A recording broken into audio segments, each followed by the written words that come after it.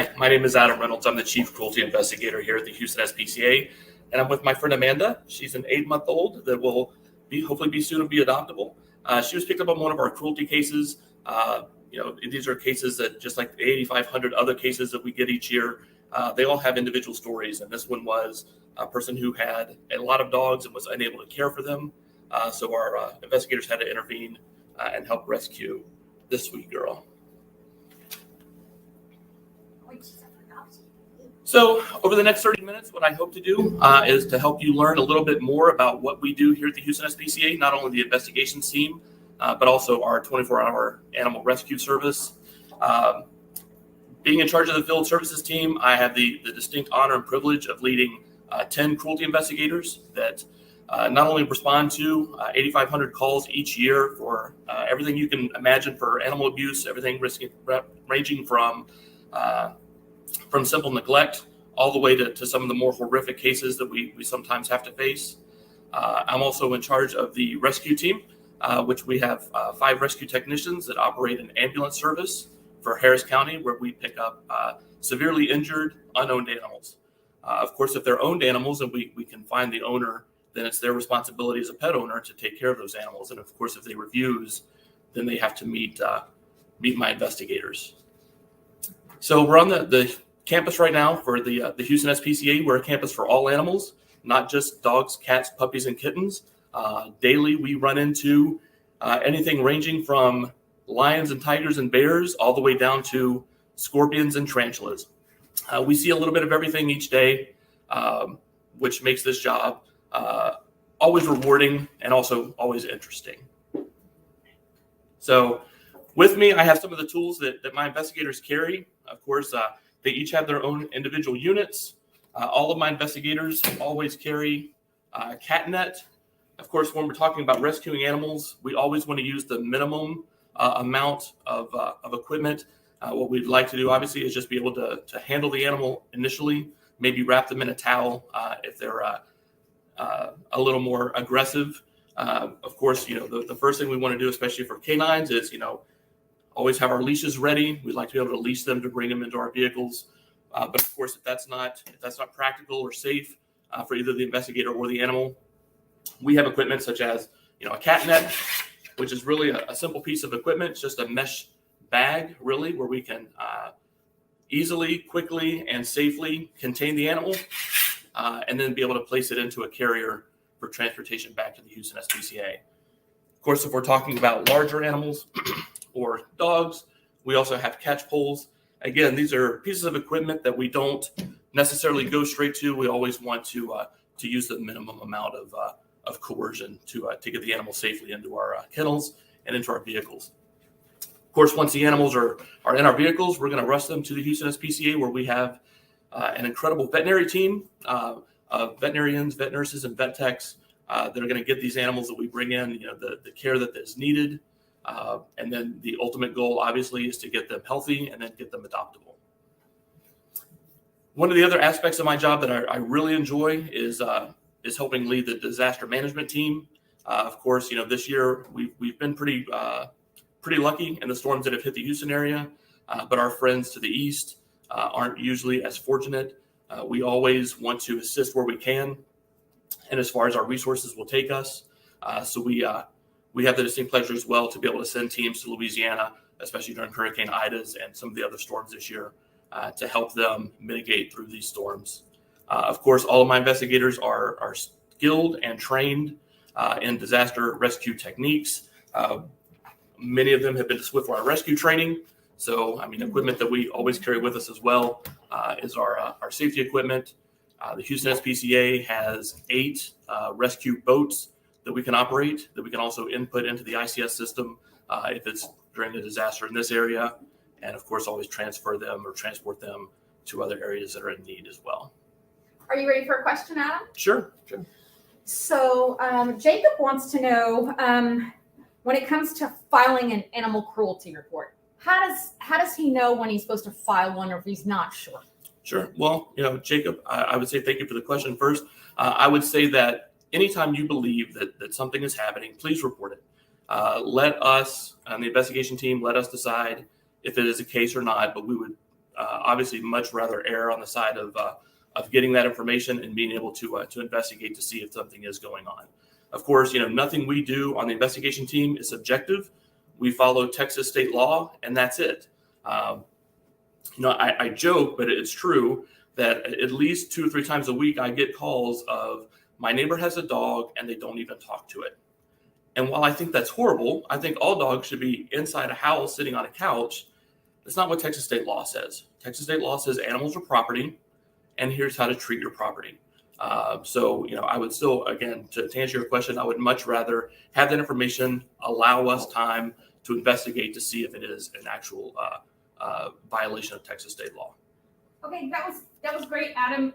Kristen wants to know, how do you suggest best to approach an animal that may seem injured, or you're just not sure if it's been neglected or not? Sure. I would say, obviously, always proceed with caution. If an animal is injured, it can become fractious. It's having the worst day of its life, probably. So be careful when you're approaching it.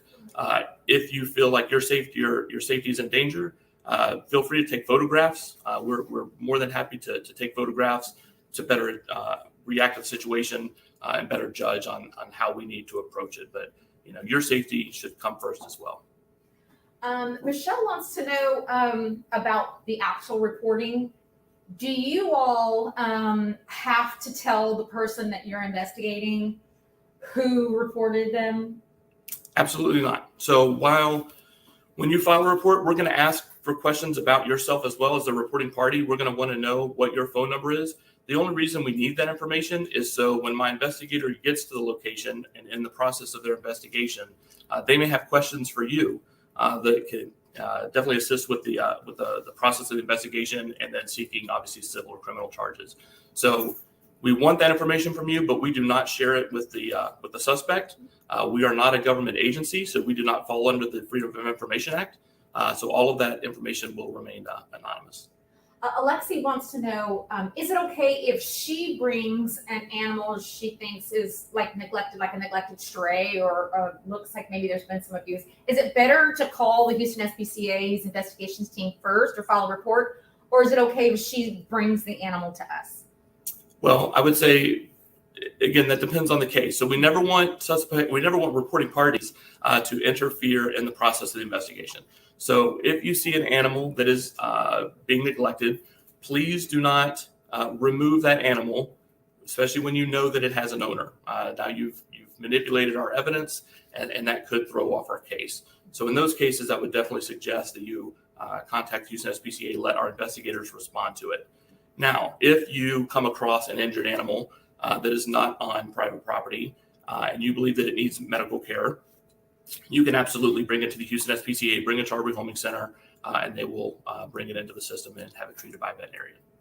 Adam, maybe you could share the difference between law enforcement and Houston SPCA animal cruelty investigators and what's similar. Sure. I'll take it one step further. We'll talk about animal control as well. So we are licensed private investigators. So licensed by the state of Texas in order to conduct investigative operations. We are skilled and trained in understanding animal cruelty specifically.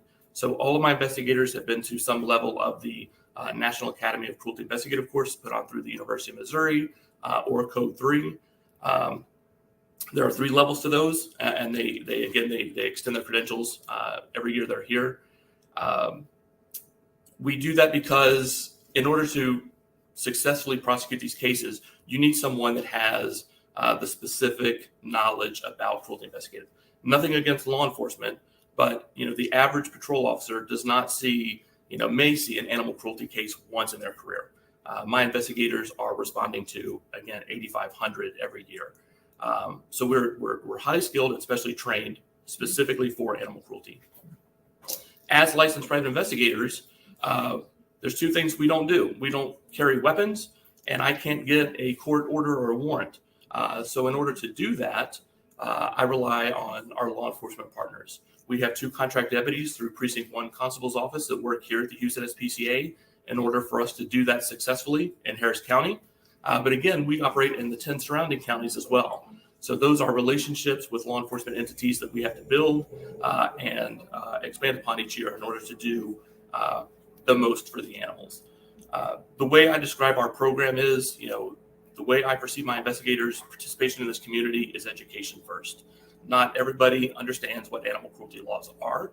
So it is fine with me for my investigators to respond to a case, to make contact with an owner, to tell them what Texas state law says, explain to them how they can become compliant with that, and then move forward. That is completely fine. And that's what I want. I just want people to follow what Texas state law says.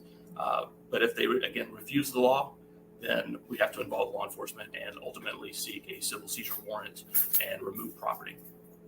So Sylvia had an interesting question. She wanted to know if you all track, if say some animals have been seized due to cruelty or neglect, do you all track if a neighbor brings more animals in? Like, should they report them again, or?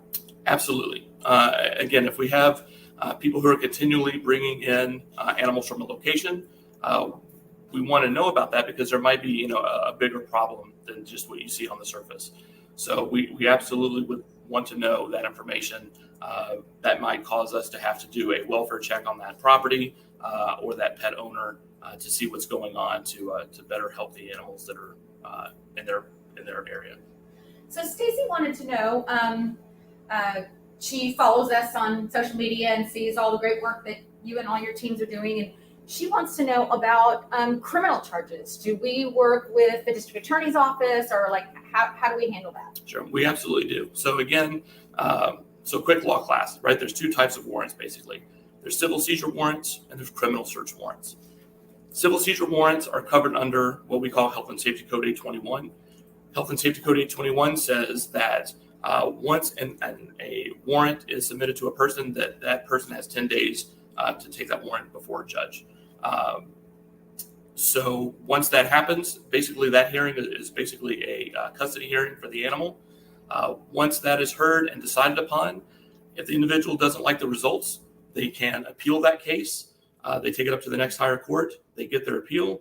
Once that decision from that judge is rendered, then that's it. There's no more appeals. There's no more taking it higher than that. So, worst case scenario for the animal in question would be it's in our care for about 21 days, and then it can get adopted and then, into a better home. If we were to seize property under a criminal search warrant, that animal is now a material piece of evidence in a criminal trial, and we would have to hold it until that criminal trial is heard. Unfortunately, living in the fourth largest city in the United States, we have a backlog in our court system. So I can tell you that we are just now hearing cases that are almost 4 years old. So that is not in the best interest of the animal for them to be, housed here for that long period of time. So we always seize civilly first. Once we win, the animal gets adopted and gets out of here. And at that time, then we file criminal charges.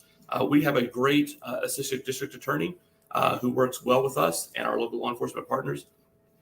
And she is serious about, taking animal charges. So we have seen a drastic influx of not only prosecuted cases, but successfully prosecuted criminal cases.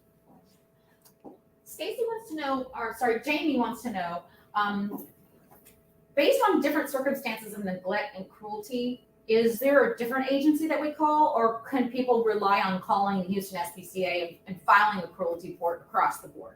Absolutely. You can always file reports through us. We are going to take every report seriously. We are going to investigate every report to its fullest. And our ultimate goal not only is the protection of the animal and to get the animal successfully adopted, but also to make sure that people who do these acts are held accountable. So Natalie has an interesting question. She was interested in knowing, because you have such a large team and then you have rescue as well, how do you prioritize as the calls are just pouring in? How do you prioritize and cover such a large area? Sure. So if you can imagine 8,500 cases divided amongst 10 investigators is a ridiculous amount of cases. Right now, my average investigator is probably actively working about 125 cases. So that means every day they have to prioritize their schedule to make sure that we're getting the worst of the worst.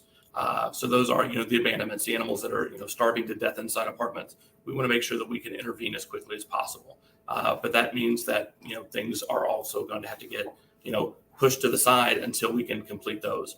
I will also say, I have an incredible team and they work well together. So, when one investigator might have a slow day with some just simple neglect cases or, cruel confinement issues or, length of restraint, they are more than willing to put off what's on their schedule and jump in and help the other members of the team. So Shelley was wondering, she's filed cruelty reports before, and she wants to know why she can't find out the what's going on, since she's the one who called it in and she's worried. Sure. So again, we want to protect the reporting party as well as the suspect until that case is going to the civil or criminal process. We have to maintain the protection of all parties.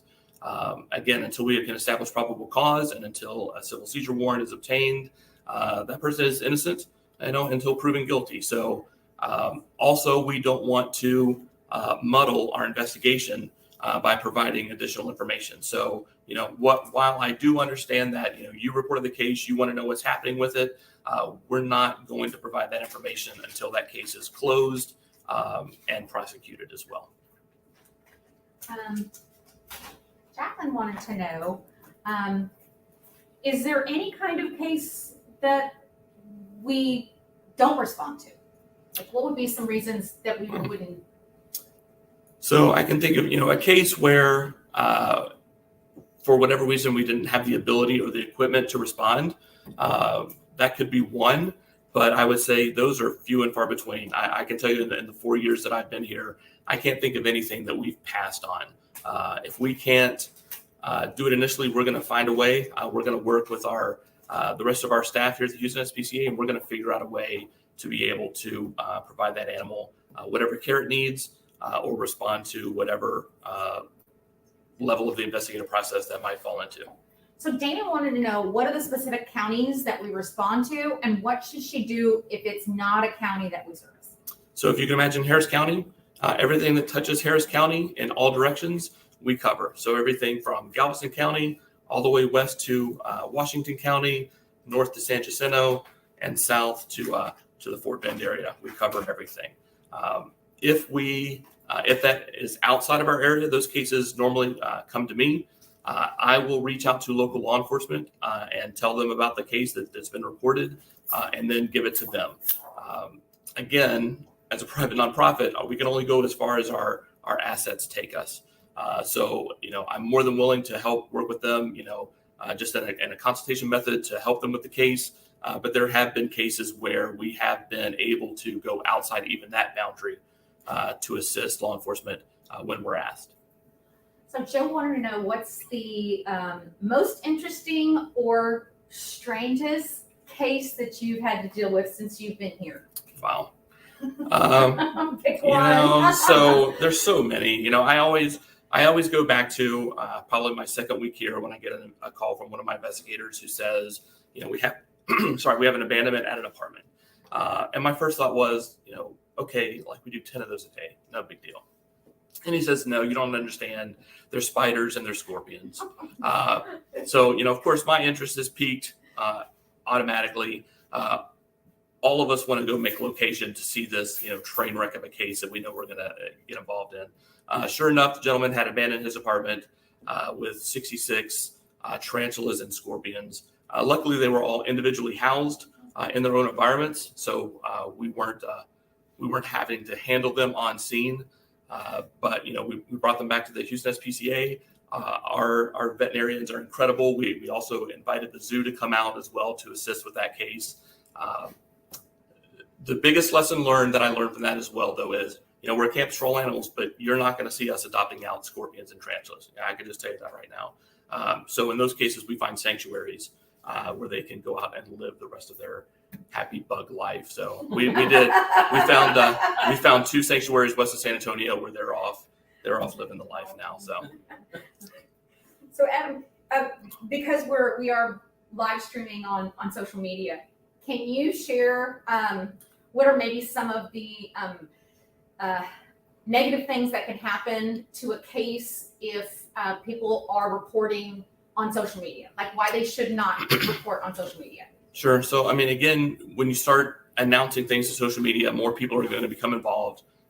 In the animal community, we have a full spectrum of people who want to help. Sometimes those people who want to help don't necessarily want to do that in constraints of the law. We have a report of, let's say, a dog in a backyard that doesn't have food, water, and shelter. So we have, while it's, the best intentions of having people come and, I'm going to feed the animal over the fence, or I'm going to give it water, that's ruining the case that we have. So we would much rather prefer you to just file the report and then let us act on it.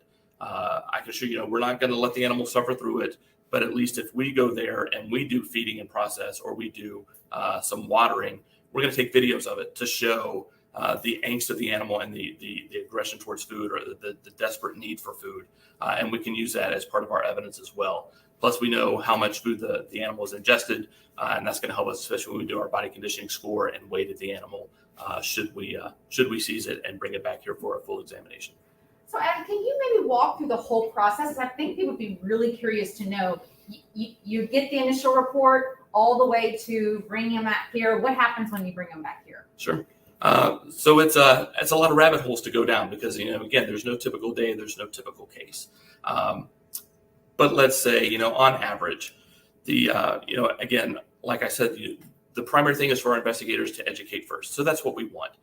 So it might look like us knocking on a door. Hopefully we make contact with a suspect. We make contact with the animal. We provide them information on how to comply. We may leave them a notice to say, these are the steps that you need to do. This animal needs to be seen by a licensed veterinarian in the next few days. Have those records provided to us so we can see that that's happened and we can see what's going on in the animal. If they refuse that, we're going to show up a second time normally. When we show up the second time, if we see the same circumstances, we're going to leave probably a shorter notice. Usually in the communication after the second notice and in between the second and third is when we're having that communication with law enforcement. We're telling them what we saw, what we've asked them to do, what they have done, what they haven't done. And that starts that process of this may turn into a case where we're going to need a civil seizure warrant in order to remove the animal. So the third visit, if they still haven't complied, we're there with law enforcement. They're going to get served a warrant. We're going to remove the property, the animal. The animal is going to be brought back here to the Houston SPCA, where it will be seen by our licensed veterinarians. It will get a full cruelty exam that tells us everything that's going on with the animal, because we want science to show the same things that we saw on scene. That animal will be held here for 10 days until it's heard in front of a JP judge. Once we go to that hearing, hopefully the suspect will show up as well, and we'll be there with the county attorney. We'll provide our testimony about what we saw, what we did. We will ask them to, allow them to ask us questions as well. Then we'll allow the suspect to provide their testimony. Once that happens, the judge is going to make his or her decision and give us an order of disposition on the judgment of that case. As soon as that happens, the clock is ticking. We've got 10 days for them to file they have 10 days to file for an appeal. Once that 10 days is over, if they haven't filed for an appeal, that means the animal is ours. We release it from court hold. It gets whatever other treatments it needs to be successfully adopted, and it's put on the adoption floor to go find a home. Wow, that's a lot. And that's just like one particular. Right. So, and that's just a civil process. So once that part is over, once we've won the animal and it's ours, then my investigator takes all that information that they have from the civil court hearing and reproduces it, creates a criminal packet, and that packet is turned into our assistant district attorney. We allow her to make the decision whether she wants to take on criminal charges or not. And if she does, then we wait to get a subpoena and go tell our story to another judge. So Mark was wondering what the legal process is for, like, say you come up and you see an animal that obviously has been neglected or possibly abused. Why can't y'all why go through all those hoops? Why can't you just take the animal? Because it could be somebody's property. And if it's a stray animal, then absolutely. We can remove the animal as a stray, bring it back here, hold it for a stray hold, and then in that process seek criminal charges. We absolutely can do that as well. Again, kind of going back to one of the other questions, the difference between us And animal control, the purpose of animal control is to protect people from animals. So when you have a stray animal that's a nuisance to your neighborhood, or if you have a dog that is going around, snapping at kids, that's an animal control issue. You're trying to protect humans from an animal. We're here to protect animals from people. So animals that are being neglected, animals that are being abused, animals that are not being cared for in accordance with Health and Safety Code 821. Is there anything else that you want to add about that you want people as far as the process of reporting cruelty? Is it better to take it by the phone or do it online so you can upload photos? Do y'all have a preference? Yeah, I'll take whatever I can get. I love the online reporting. It gives you time to think about your answers when you put them in. It also immediately filters out to my investigators. So again, 10 investigators over 10 counties. We all have our little chunk of Southeast Texas. So as soon as you file an online report, it's automatically going to go straight to that investigator with no other process in between. But if you need to, absolutely, please call 713-869-7722 to file a cruelty report over the phone. Awesome. Well, we're like right at 30 minutes. We're all out of time. Great. Thanks.